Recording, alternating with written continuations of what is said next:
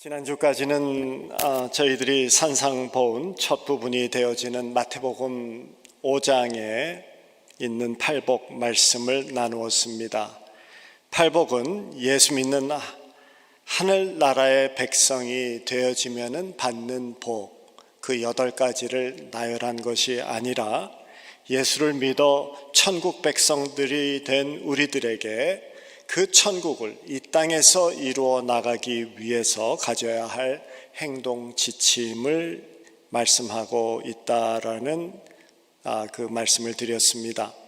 천국 백성으로 살다가 보면은 환난을 당할 텐데 애통하는 마음으로 하나님께 나아가면은 주님께서 위로해 주실 것이다. 천국 백성으로 살아가다 보면은 어쩔 수 없이 어려운 환경에 처할 텐데 안달하지 아니하고 주님을 바라보며 의지하고 나아가면은 너희들의 마음에 평안이 주어진다. 하늘나라 백성답게 의를 추구하기 때문에 죄를 멀리하고 거부하고 살게 되어지면은 삶은 힘들 수 있겠지만은 너희들의 영혼에 깊은 만족이 주어질 것이다. 배부르게 될 것이다. 하늘나라 백성이 된 내가 100달란트를 받은 국률에 감사하게 되어진다라고 하면은 이웃에게 100데나리온의 국률 정도는 항상 베풀 수 있는 큰 풍성함을 가지고 살게 될 것이다. 하늘 백성이기 때문에 세상에 잡된 것을 섬기지 아니하고 오직 주님만을 섬기는 마음의 청결함을 유지한다라고 하면은 우리의 삶 속에서 하나님이 허락하시는 섭리하심과 역사하심을 드러내게 되어질 것이다. 또 하늘 백성답게 화평케 하는 그 역할을 적극적으로 이루어 나간다라고 하면은 세상 사람들로부터 너 예수 믿는 사람이지라고 하면서 인정받는 그 큰 기쁨을 누리게 될 것이다 라고 말씀하십니다. 그렇게 천국 백성으로서 주님을 위하여서 주님이 가신 길, 그 비아 돌로로사 고난의 길을 따라가는 자가 바로 천국 백성이다라는 말씀을 지난 3개월에 거쳐서 나누었습니다. 오늘부터 앞으로 몇 주 동안에는 천국에 대한 말씀을 함께 나누기를 원합니다. 천국 백성으로서 이 땅에서 어떤 행동 강령을 가지고 살아야 하는가를 팔복에서 이제 배웠습니다. 이제는 예수님이 주신 이 비유들을 통해서 예수님이 말씀하시는 그 천국의 비밀, 그것이 무엇인지에 대해서 저희들이 함께 나누기를 원합니다. 마태복음 13장 전체를 살펴보면은 7개의 비유가 나오죠. 천국에 대한 비유입니다.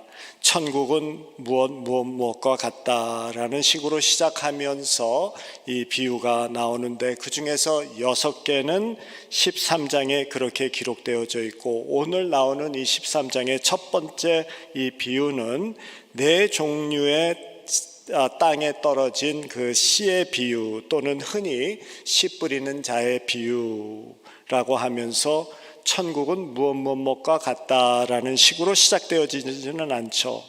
천국은 씨를 뿌리는 이런 식으로 되어져 있지 않고 그냥 씨를 뿌리는 자가 뿌리러 나가서 뿌릴세라고 하면서 이 비유가 시작되어집니다. 그래서 이 첫 번째 비유는 천국이 이러이러하다라는 것을 가르치는 그러한 비유가 아니라 천국에 대한 가르침을 듣는 자들이 어떤 마음 자세를 가져야 되는가라는 것을 가르치기 위한 비유가 되어집니다. 그러면서 씨를 말씀의 비유를 해주시고요. 듣는 자의 마음 상태를 씨가 떨어진 땅, 그 밭의 비유를 해주십니다. 그래서 5장 11절에 이 비유를 주신 이유를 이렇게 설명해 주시죠. 대답하여 이르시되 천국의 비밀을 아는 것이 너희에게는 허락되었으니 천국의 비밀을 알게 하기 위하여서 이 비유를 준다라는 말씀이 됩니다. 그런데 우리 성경에서 이 비밀이라고 번역된 이 헬라어 단어 무스테리온이라는 이 단어는 신비라고 번역을 하는 것이 옳습니다. 비밀은 상대방이 알면은 안 되기 때문에 꼭 감추어 두어서 알지 못하게 하는 것이 비밀입니다. 그러나 신비는 눈앞에 널널하게 다 보여줘도, 다 들추어내어 보여줘도 인간의 이성과 논리로서 이해가 되지 아니하는 그러한 것, 그러한 현상을 신비라고 부릅니다. 갓난 아이를 품에 안고 그 꿈틀거리는 손, 옹알거리는 그 입을 가만히 쳐다보고 있으면은 인간의 논리와 지식으로는 설명될 수 없는 그 생명의 신비, 생명의 경외로움에 감탄을 하게 됩니다. 신비의 체험이죠. 시골 밤 하늘에 그 수많은 별들을 바라보면은 훤하게 드러나 있지만은, 마음껏 볼 수 있지만은 인간의 지혜와 이성을 넘어선 그 광대함과 그 아름다운 창조의 광경 때문에 감격하게 됩니다. 신비입니다. 예수님이 지금 말씀하시려는 의도는 천국이 무엇인지에 대해서 너희들에게 말씀을 한다 하더라도, 말씀을 너희들에게 해준다 하더라도 그 내용은 인간의 이성과 논리와 상식을 넘어선 것이기 때문에 이해될 수 없는 신비다라는 것을 우리에게 말씀하십니다. 그렇지만은 이 천국의 말씀이 너희들의 좋은 밭에 떨어진다라고 하면은 열매를 맺게 되어질 것이다 라고 하면서 이 종류의, 네 종류의 땅에 떨어진 씨의 비유를 지금 가르쳐 주고 계십니다. 즉 천국의 신비를 설명하려는 예수님의 말씀을 받아들여서 천국의 열매, 우리의 삶 속에서 그 천국을 이루어 나아가는 그러한 마음밭을 가져라라는 것을 말씀하시죠. 이런 마음을 가지면은 천국에 대한 말씀을 제대로 이해할 것이고, 그러고 열매를 맺을 수 있을 것이다 라는 것을 말씀하시면서, 반면에 이런 식으로 너희 마음이 그러면은 눈앞에 보여줘도 너희들이 그 천국의 신비를 깨닫지 못할 것이다. 그러니 이런 마음을 가져라 라고 말씀을 해 주십니다. 오늘 허락하시는 이 네 가지의 밭의 비유 또는 씨 뿌리는 자의 비유에서는 천국에 대한 말씀을 주어서 이 열매가 천국에 대한 말씀 중에서 이 열매가 없는 세 가지의 마음밭에 대해서 이야기를 해 주시고, 그런 후에 천국에 대한 말씀이 주어질 때 제대로 받아들이지고 또한 열매를 맺는 그 마음밭에 대해서 마지막으로 말씀을 합니다. 처음 3절에 이렇게 말씀하죠. 예수님께서 비유로 여러 가지를 그들에게 말씀하여 이르시되 씨를 뿌리는 자가 뿌리러 나가서 라고 말씀하시면서 비유를 시작하십니다. 여기에서 우리가 기억해야 할 것은 하나님의 말씀, 이 씨는 완벽하다라는 것입니다. 우리는 요즘 생명공학으로 씨를 개량합니다. 토질에 맞게, 그리고 병충해를 막을 수 있도록 강한 종자로 개량을 합니다. 코스타리카의 그 바나나를 많이 재배를 하죠. 그런데 그 바나나 이제 재배가 되어지면 거의 모든 것이 미국으로 수입이 되어집니다. 근데 미국까지 운송되어지면서 심하게 흔들려서 바나나끼리 부딪히면은, 그러면은 이 상처가 생기죠. 그래가지고 껍질에 상처가 나지 아니하도록 바나나의 껍질만 두껍게 하는 그러한 개량된 씨를 심어서 재배를 한다고 합니다. 그래서 우리가 먹는 바나나는 상처 없이 아주 단정한 그러한 바나나들이죠. 그런데 하나님의 말씀은 그런 개량이 필요가 없는 씨다라고 말씀하십니다. 말씀은 완벽하기 때문입니다. 그래서 하나님의 말씀에 인간의 철학이나 과학이나 문학 등등 이런 것을 더할 필요가 없습니다. 그렇게 되면 개량이 아니라 변종이 되어집니다. 말씀은 말씀 그대로 순수하게 전해져야 됩니다. 그리고 순수하게 받아줘야 됩니다. 베드로후서 1장 20절과 21절의 말씀입니다. 먼저 알 것은 성경의 모든 예언은 사사로이 풀 것이 아니니 예언은 언제든지 사람이 뜻으로 낸 것이 아니요 오직 성령의 감동하심을 받은 사람들이 하나님께 받아 말한 것이니라. 성경의 모든 말씀은 하나님으로부터 왔다라고 말씀합니다. 그러니 더하거나 뺄 생각하지 말라. 계량이 아니라 변질이 되어지기 때문입니다. 말씀은 말씀으로 더하지도 말고 빼지도 말고 순수하게 받아들여져야 되고 또한 순수하게 선포되어져야 됩니다. 그러한 우리들이 되기를 주님의 이름으로 축원합니다. 그런 후에 4절에서 첫 번째 그 마음의 밭, 길가와 같은 마음의 밭을 우리에게 말씀하십니다. 4절 말씀입니다. 불일세 더러는 길가에 떨어짐에 새들이 와서 먹고. 길의 땅은 걸어다니는 사람들이 많아서 밟힌 땅입니다. 그래서 딱딱하게 굳어버립니다. 땅이 딱딱하니 씨가 떨어져도 뿌리가 내릴 수 없습니다. 너무 인간의 지식과 경험과 고집과 우둔함으로 단단해져 버린 그러한 마음을 이야기합니다. 심령이 강팍해져 버렸습니다. 그런 자에게는 말씀이 떨어져도 그 말씀이 뿌리를 내리지 못하니 새가 와서 쪼아 먹는다라고 하십니다. 새는 무엇이라고 말씀하십니까? 19절에서 이렇게 말씀하시죠. 아무나 천국 말씀을 듣고 깨닫지 못할 때는 악한 자가 와서 그 마음에 뿌려진 것을 빼앗나니 이는 곧 길가에 뿌려진 자요 악한 자다라고 친절하게 설명을 해 주십니다. 새는 마귀다라고 말씀을 하십니다. 마귀가 이 말씀의 씨를 우리에게서 빼앗아 간다라고 말씀하시죠. 그래서 말씀이 우리에게 선포되어질 때는 그 말씀이 당장 흡수되어지지 아니하고 땅 위에 우리의 마음에 그냥 놓여 있으면은 마귀가 와서 그 말씀을 거두어 간다라고 지금 말씀하고 있습니다.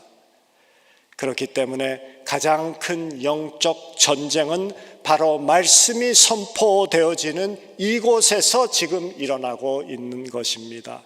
지금 바로 이 시간, 말씀을 듣는 이 시간이 바로 영적인 전쟁이다라는 것 기억해야 됩니다. 설교를 통해서 하나님의 말씀이 선포되어지는데 이 말씀이 빨리 흡수되어지지 않는다면은 사탄 마귀가 기다리고 있다가 낚아챈다라고 하시는 것이죠. 선포되어지면은 아멘 하는 심정으로 내 심령에 새기지 아니하고 내가 아는 인간의 상식과 경험과 과학과 지식을 가지고 판단하려고 생각하고 머뭇거린다 하면은 그 말씀은 벌써 사탄이 거두어 버려 심령에 뿌리를 내리지 못하게 되어진다라고 하시죠. 그래서 말씀을 듣는 시간은 정말 간절한 마음으로 아멘 하는 심정으로 나와야 합니다. 빼앗기지 않겠다라는 각오를 가진 심정을 가지고 나와야 합니다. 그래서 요즘 토요일마다 그래도 우리가 중보기도 모임이 모이고 있는데 중보기도 팀에게 예배와 설교를 위하여서 늘 기도 부탁을 드리죠. 가장 큰 영적 전쟁이 바로 이 말씀이 선포되어지는 이 시간 이곳 우리에게서 지금 있기 때문입니다. 말씀에 하나님의 능력이 있습니다. 말씀이 우리의 마음밭에 제대로 떨어지면은 그러면 구원받지 못한 자들이 구원받게 되어집니다. 회개하지 못하는 그 영혼들이 회개하게 되어지고 십자가 앞에 엎드리게 되어지는 그 축복을 누리게 됩니다. 구원받은 자들은 말씀을 통해서 능력과 지혜와 믿음이 주어져서 거룩한 삶, 하나님의 백성다운 삶을 살아가게 합니다. 말씀이 우리의 마음밭에 흡수되어지면은 의를 향한 목마른 자가 되어져서 악한 생각이 자리 잡지 못하게 되고 죄를 멀리하여서 거룩한 자의 모습을 유지하게 됩니다. 말씀은 미움으로 가득한 자에게 용서하는 능력을 주고, 말씀은 우리의 마음에 쓴뿌리를 뽑아내어서 우리의 삶에 진정한 평안과 감사를 회복시키십니다. 말씀은 밋밋한 그 물을 포도주로 변화시키셔서 하나님께서 허락하시는 그 활력을 갖게 합니다. 말씀이 들어가면 못된 습관이 고쳐지고, 날카로운 말이 부드러워지고, 가정이 회복되어지고, 교회가 회복되어지고, 국가까지도 회복되어지는 놀라운 능력이 그곳에 있는 것입니다. 말씀이 심령의 밭에 잘 흡수되어지면 때로는 현대의학으로도 불가능한 그러한 병까지도 퇴치시키는 그러한 하늘의 능력이 나타납니다. 그렇기 때문에 마귀는 말씀을 빼앗는 것을 성도들을 향한 첫째의 공격 방법으로 삼습니다. 그래서 말씀이 선포되어지는 장소에는 늘 사탄 마귀의 역사가 있는 것이죠. 말씀이 우리의 심령에 심어지기 전에 새가 쪼아 먹듯이 쪼아 먹어버리기 원해서입니다. 그래서 말씀이 선포되어질 때에는 정신 차리고 빨리빨리 반응을 해야 하는 것이 중요합니다. 즉각 반응하고 즉각 순종을 결단하여서 말씀이 우리의 마음밭에 뿌리를 내리도록 아멘으로 화답해야 하는 것이죠. 즉각적인 반응은 말씀을 지키는 방법입니다. 그리고 그 말씀은 우리의 인생을 지킵니다. 길가와 같이 딱딱한 마음밭을 가진 사람을 고린도전서 2장 14절에 이렇게 말씀을 하고 있어요. 육에 속한 사람은 하나님의 성령의 일을 받지 아니하나니 이는 그것들이 그에게는 어리석게 보임이요 또 그는 그것들을 알 수도 없나니 그런 일은 영적으로 분별되기 때문이라. 하나님의 말씀이 우습게 들리십니까? 때로는 말도 안 되는 듯이 들리십니까? 어리석게 들리십니까? 선포되어지는 말씀이 나하고 전혀 상관이 없는 듯이 들리십니까? 도대체 이 말씀이 옳은 것인지 아닌 것인지 그러한 분별도 되어지지 않습니까? 마음밭이 사람이 밟고 다닌 길과 같이 단단해진 것입니다. 성령 하나님께 기도하면서 그 마음밭을 기경해야 합니다. 길과 같이 딱딱해진 마음밭에 삽질이 시작되어져야 되고 그 밭에 곡괭이질이 시작되어져야만 하는 것입니다. 말씀에 즉각 반응하고 아멘으로 화답하는 저와 여러분 되시기를 주님의 이름으로 축원합니다. 이 두 번째 말씀에서 두 번째 밭은 5절과 6절에 나오죠. 더러는 흙이 얇은 돌밭에 떨어짐에 흙이 깊지 아니하므로 곧 싹이 나오고 해가 돋은 후에 타서 뿌리가 없으므로 말랐고. 그런 후에 13장 20절 21절에서 또 이렇게 설명을 해 주십니다. 돌밭에 뿌려졌다는 것은 말씀을 듣고 즉시 기쁨으로 받되 그 속에 뿌리가 없어 잠시 견디다가 그 말씀으로 말미암아 환난이나 박해가 일어날 때 곧 넘어지는 자요. 돌짝밭 위는 흙이 덮여 있지만은 그 밑은 바위 덩어리인 땅을 말합니다. 돌이 많이 섞여 있는 그런 자갈돌이 많이 섞여 있는 그런 돌밭을 이야기하는 것이 아니라 위에는 흙으로 덮여져 있고 아래는 큰 바위 덩어리가 있는 것을 말합니다.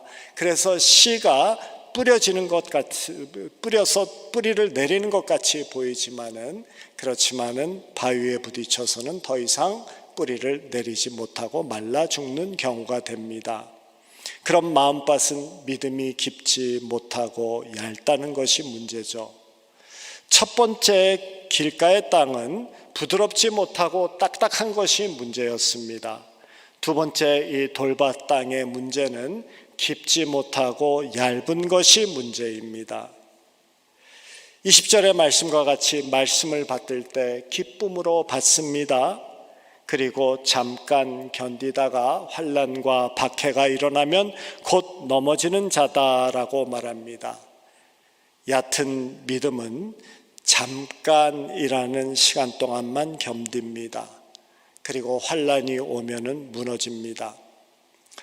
믿음의 진가는, 믿음이 검증되어지는 방법은 시간과 시련에 있습니다. 얼마나 길게 견디느냐, 그리고 얼마나 큰 어려움을 견디느냐가 믿음의 진가를 검증합니다. 깊이가 없는 믿음은 시간이 조금만 길어지면은, 또는 시련이 조금만 커지면은 곧 무너지는 것이죠. 사람을 원망하고 교회를 원망하고 하나님을 원망합니다. 돌밭 마음은 시간과 시련을 견뎌내지 못합니다. 돌밭 마음은 피상적인 감성주의적인 신앙을 경계하라는 말씀이 됩니다. 외적으로는 신앙의 표현이 있는데 내적으로 성숙함이 없는 신앙생활입니다. 현상을 쫓아가는 신비주의적인 신앙입니다. 깊이가 없는 열광주의를 말합니다. 찬양을 해도 영혼에 닿지 않는데도 감정만 건드리면은 은혜 받았다고 합니다. 그런 후에 잠시 견디다가 그 은혜는 곧 사라져 버리고 무너져 버립니다. 설교를 들으면 회개의 눈물을 흘립니다. 결단까지 합니다. 그런데 삶의 변화는 없습니다. 내가 용서받은 것은 감사한데 남을 용서하는 것은 할 수 없습니다. 얄팍한 마음밭에 얄팍한 믿음입니다. 교회도 이 피상적인 기쁨과 눈물을 조장하고 얄팍한 감정을 건드리는 말씀 선포, 또한 예배 분위기, 찬양 등등 조심해야 합니다. 성경은 말씀을 듣고 변화하라고 하셨지 말씀을 듣고 울라고 하지 않았습니다. 영화 구경 가서 울고 웃고 나온 후에 삶의 변화가 있는 사람 없습니다. 마찬가지로 교회를 영화 가듯이 하는 자세를 경계하는 것입니다. 울고 웃고 그리고는 아무런 상관없이 또 세상에 나아가서 지멋대로 살아가는 것 경계하라 합니다. 울고 또 울고 그 울음이 결국에는 우리를 변화의 자리로 이끌어가는 그 눈물만 의미가 있는 것이죠. 변화는 없고 눈물만 있다면 영화관 신앙입니다. 날마다 예배에 와서 말씀 듣지만 변화가 없는 습관적인 예배, 그리고 10년, 20년 말씀을 들어도 순종이 없는 신앙생활, 돌밭 믿음, 얕은 믿음입니다. 오해하지 마십시오. 감정이 나쁘다는 것 아닙니다. 감격 속에서 드리는 찬송이 의미가 없다는 것 아닙니다. 너무나도 좋습니다. 하나님께서도 우리에게 그 눈물과 감격을 원하십니다. 하나님이 우리에게 이 감정을 선물로 주셨습니다. 그런데 그 눈물, 그 기쁨, 그 감격과 감사에서 그치지 말고 조금이라도 더 나에게 순종하라, 변화가 더불어 있어야 된다라고 말씀하십니다. 로마서 12장 2절이죠. 오직 마음을 새롭게 함으로 변화를 받아. 하나님은 눈물이 아니라 변화를 찾으십니다. 예수님은 그 변화가 없는 피상적인 얄팍한 믿음의 자세, 순종 없는 말로만 하는 믿음 생활로는 하늘나라 천국의 신비, 이 땅에서 누릴 수도 없고 열매도 맺을 수 없다라고 말씀하시죠. 뿌리를 내리지 못하기 때문입니다. 변화를 동반한 눈물이 있기를 축원합니다. 순종을 동반한 기쁨이 있는 우리들이 되기를 원합니다. 세 번째 말씀은 7절의 말씀이죠. 세 번째 밭입니다. 덜어는 가시 떨기 위해 떨어짐에 가시가 자라서 기운을 막고, 그리고 22절에 또 이렇게 설명을 해 주십니다. 가시떨기에 뿌려졌다는 것은 말씀을 들으나 세상의 염려와 재물의 유혹에 말씀이 막혀 결실하지 못하는 자요. 이런 잡초가 함께 자라면 그 밭은 영양분을 집중해서 씨의 공급을 할 수가 없겠죠. 씨는 성장할 수 없을 것입니다. 첫 번째 길가의 땅은 부드럽지 못하고 딱딱한 마음의 밭이고, 둘째 돌짝밭은 깊지 못하고 얄팍한 마음의 밭이고, 세 번째 마음의 밭은 집중하지 못하고 산만한 마음의 밭입니다. 그래서 믿음의 결실이 없습니다. 100배 맺어야 되는데 10배도 맺지 못합니다.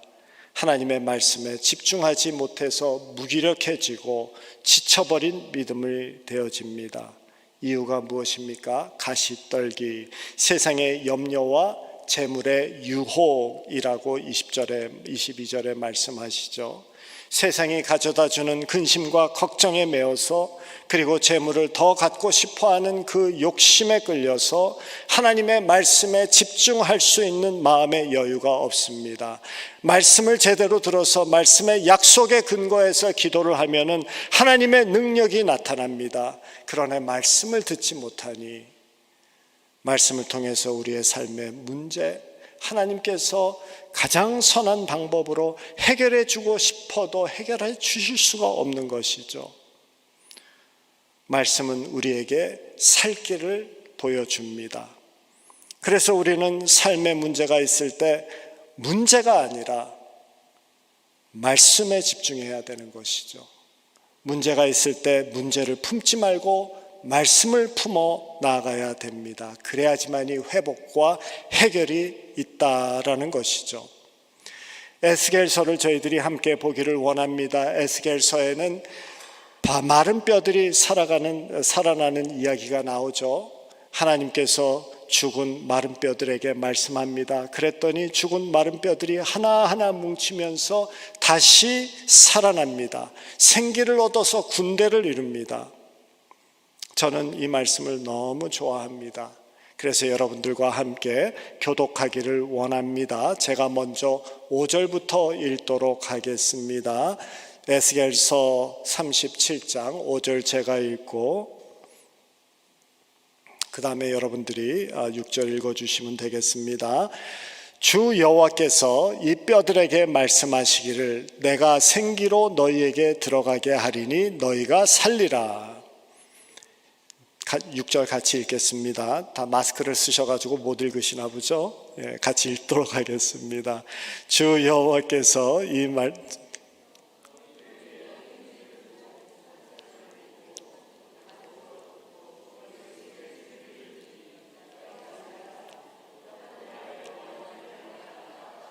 아멘. 이에 내가 명을 쫓아 대언하니 대언할 때 소리가 나고 움직이더니 이 뼈 저 뼈가 들어 맞아서 뼈들이 서로 연락하더라.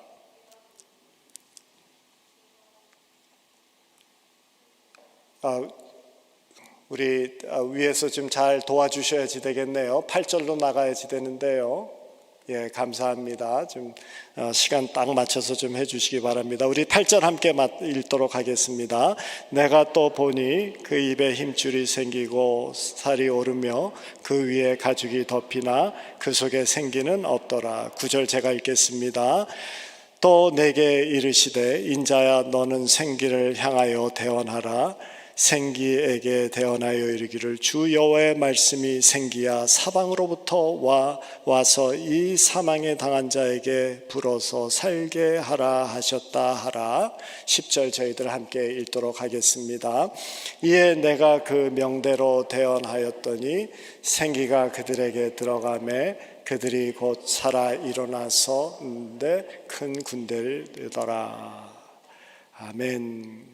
저는 개인적으로 이 말씀을 너무나도 좋아하게 된 것이 저의 삶 속에 이렇게 죽은 뼈와 같은 때가 있었기 때문이죠. 선교지에서 이 수감 생활을 할 때 정말 말라버리고 흩어져 버렸던 그러한 죽은 뼈와 같은 때가 있었습니다.